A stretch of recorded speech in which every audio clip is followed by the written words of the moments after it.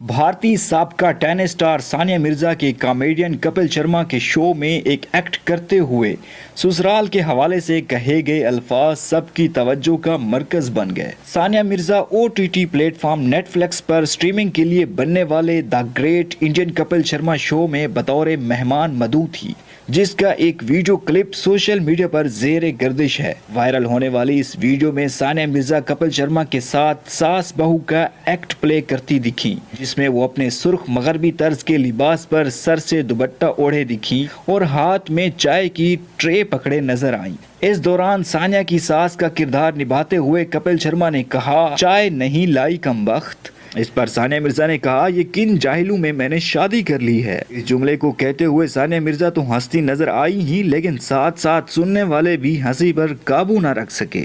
उसके बाद कपिल शर्मा ने सानिया की जानिब से पेश की गई चाय को पीकर इसको थूकते हुए